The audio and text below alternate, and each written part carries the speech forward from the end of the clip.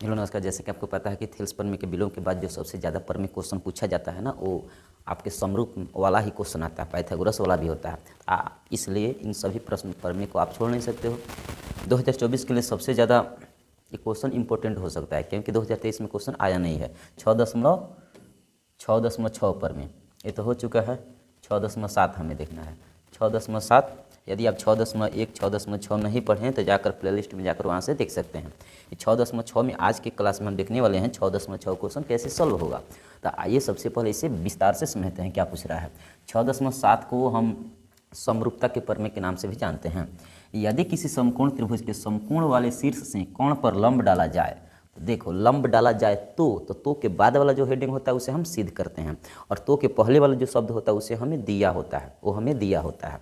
तो लंब के दोनों ओर, लंब जहाँ डालोगे ना तो उसके दोनों ओर बने त्रिभुज के संपूर्ण त्रिभुज के समरूप के होते हैं और परस्पर भी समरूप होते हैं। मतलब कहना चाह रहा है, यदि हम इसका कलर चेंज कर दें तो इसमें बोला है एक समकोण त्रिभुज है, ये समकोण त्रिभुज हो गया ना। इस समकोण त्रिभुज के समकोण वाले शीर्ष पर, समकोण वाली भुजा पर लंब डाला जाए, शीर्ष से मिला दिया जाए।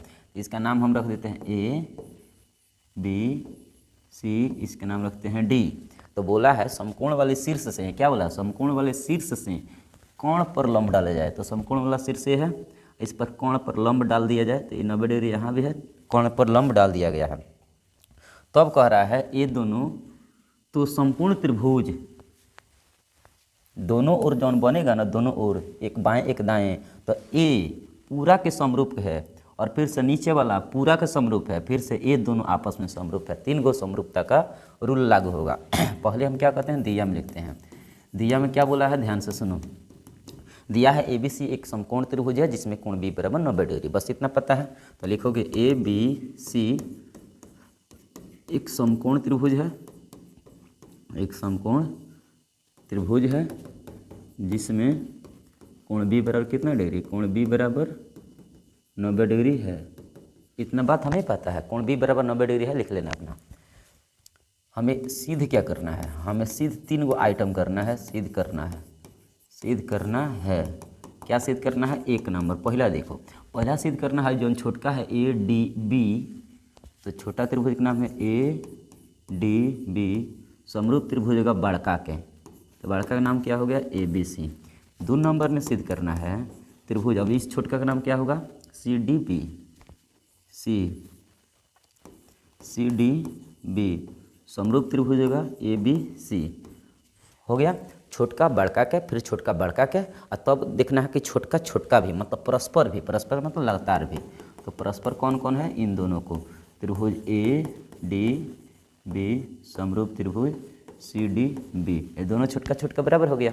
अब हमें क्या करना है, प्रमाण। प्रमाण हमें रचना करने की जरूरत नहीं है, क्योंकि खुद ही जैसे बोला है वैसे लिखा गया है, ठीक है। प्रमाण में 1 नंबर क्वेश्चन हम सॉल्व करेंगे, तब 2 नंबर, तब 3 नंबर, क्योंकि हमारे पास इसमें 3 गो क्वेश्चन दिया हुआ है।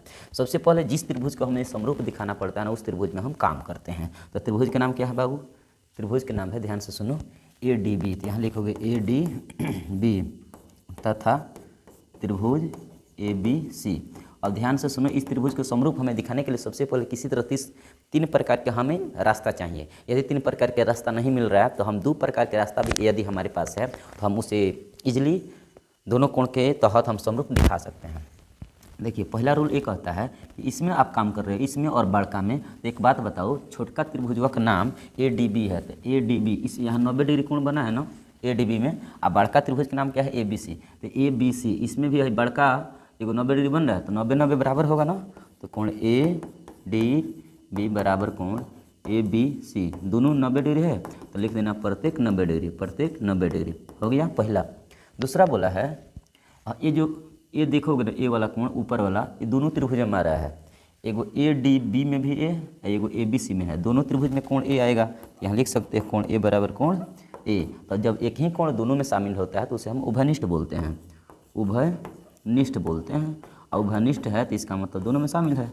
अब किसी भी त्रिभुज में 2 को कोण ऑटोमेटिक बराबर हो जाता है, तो तीसरा भी हो जाता है ऑटोमेटिक बराबर। तो इसलिए हम इसे दोनों को समरूप दिखा सकते हैं। त्रिभुज ए डी बी समरूप त्रिभुज ए बी सी, कामना नियम से ए समरूपता से, ए समरूपता से, ए समरूपता से समीकरण हुआ एक। समीकरण क्या हुआ? एक। ये पहला का आंसर आ गया। समरूप दिखाना है ना, समरूप आ गया। ठीक इसी प्रकार 2 नंबर में काम करेंगे। तो जब 2 नंबर काम करोगे ना तो उसे मानोगे समीकरण 2। तो समीकरण 1 तथा 2 से लिख देना डायरेक्ट है, 3 नंबर आ गए। बुझा ना?